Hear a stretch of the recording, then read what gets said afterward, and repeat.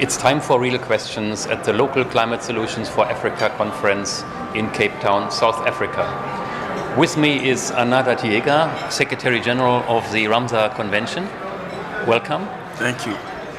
Let me start by asking a very personal question. Imagine we had a 10-year-old girl or boy standing in front of us, and this girl, this boy would ask, how will the world look like in 40 years from now, in the year 2050, when I'll be 50? What would your answer be? What would the world look like in 40 years from now? What I would say is that it will depend on really what the current generation will do. And we are hopeful that because we are now more and more understanding the issue, we will be able to address major challenges so that we can live this world, leaving enough water for people, not just on quantity but also quality of water. I'm really concerned about the quality of water. This is a major issue to understand and to address over the next years. If we don't work on the quality of water, we will face, even the current generation will face a lot of problems, and we don't know what will happen 40 years from now for our children and grandchildren. So water quality, water quantity, and the distribution of water over the land will depend on how we use the land. Land use is the key issue. If we do proper land use, then we can hope to leave enough water in quantity and quality for our children. And indeed, we can't eat computers and we can't drink cell phones. We need still water and air, water to drink, air to breathe, food to eat as humans. And you are right, the water issue is a big one and is sometimes in the discussions overshadowed by the issue of climate change. And while climate is a global common good that we all share, water is more local. There are local watersheds. We talk about local water quality, local water availability. Is this the reason why the United Nations does not have a global convention on water? Actually, the RAMSAR Convention is a global convention dealing with water issue. It's a convention that addresses at the same time ecosystem and water issue.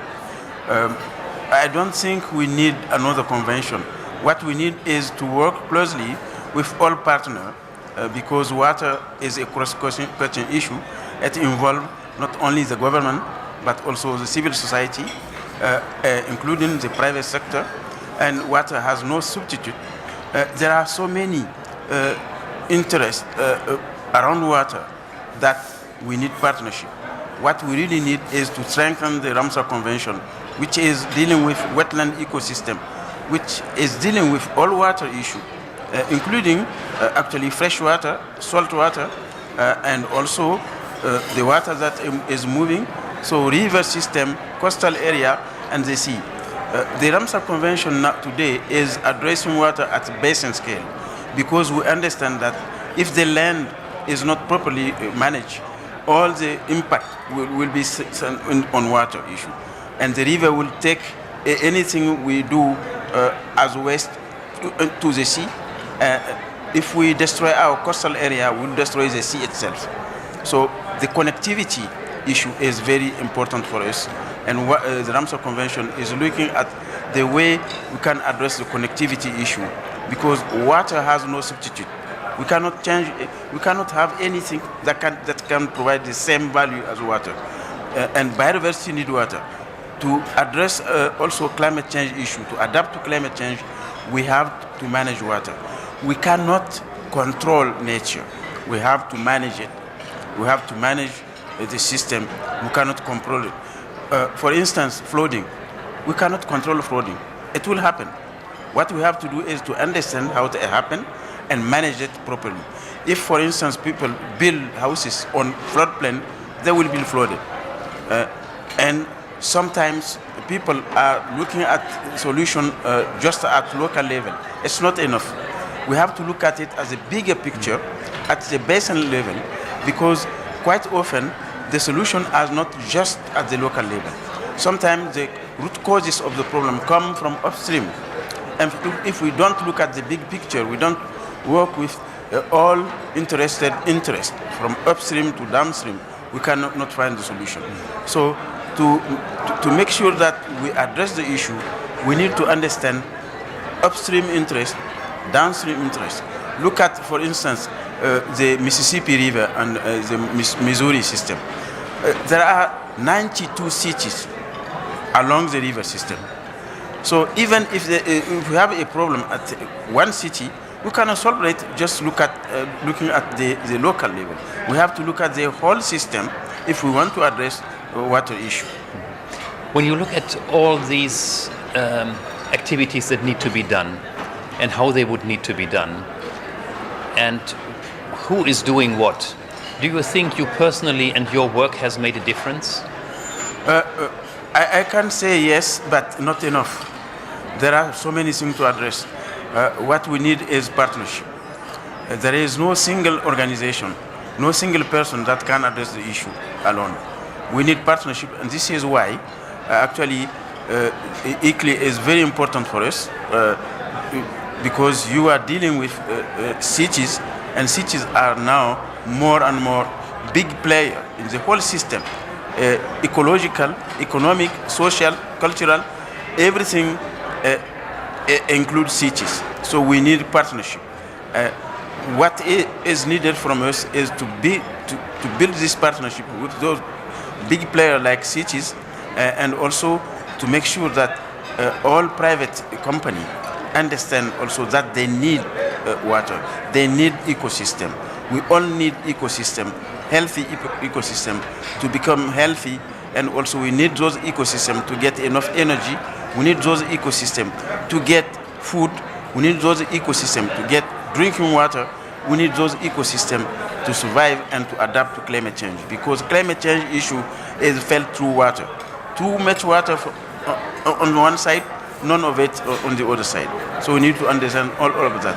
What we have done has come with some solution, but it's not enough. We need to increase the RAMSAR community to make sure that all players, because water is a cross-cutting issue, all people who need water, who need ecosystem, who need biodiversity, who need energy, understand that we have to work together to bring each one of us what we can to build together. The ecosystem consists of so many parts, and humans influence the ecosystems in so many ways.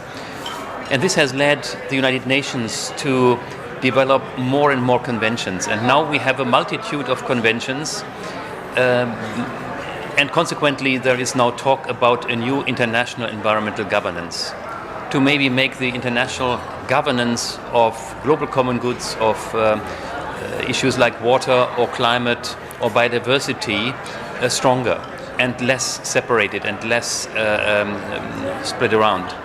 So what is your vision of a stronger future international environmental governance?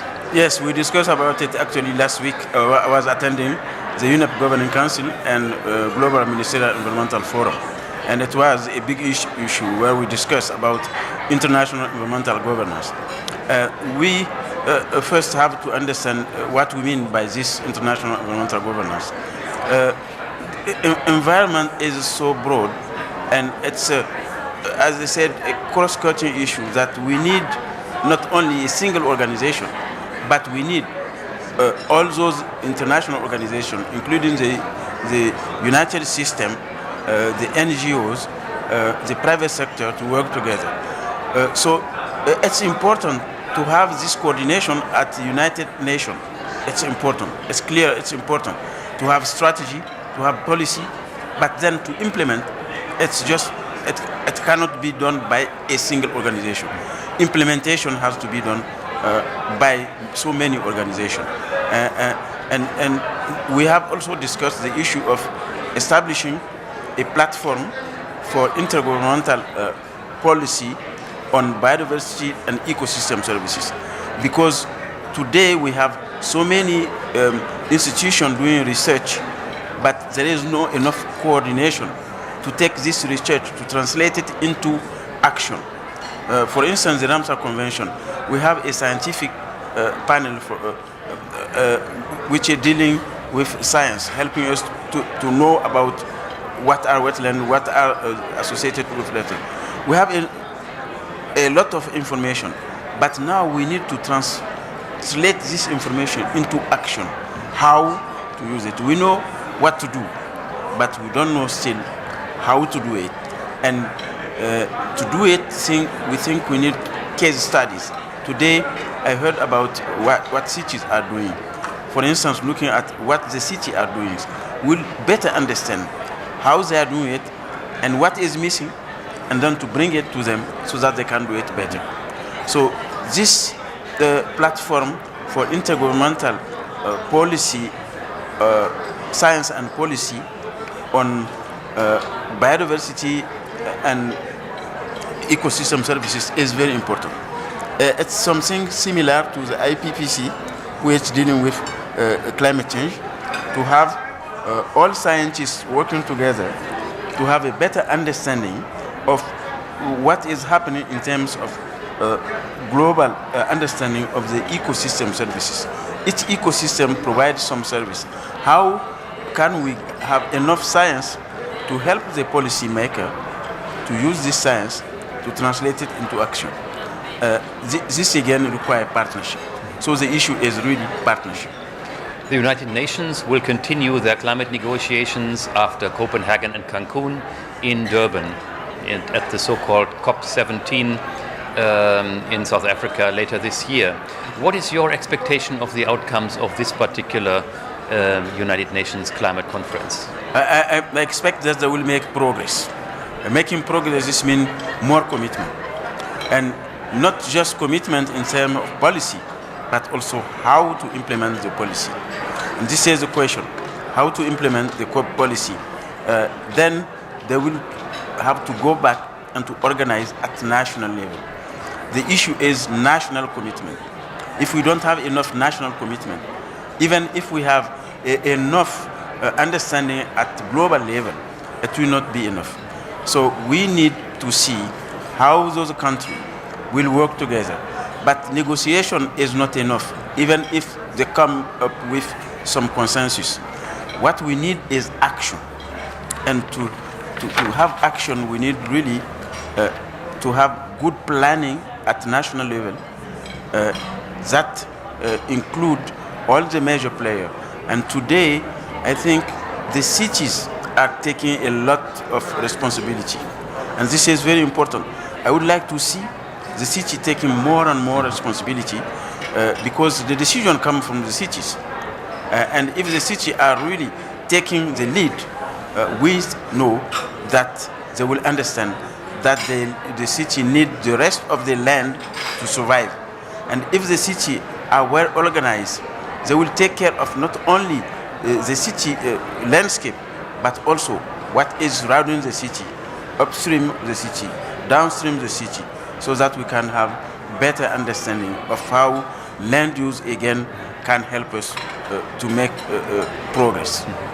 Thank you, Anada Tiega, Secretary General of the RAMSAR Convention. This was Time for Real Questions at the Local Climate Solutions for Africa Conference in Cape Town, South Africa. Thank you.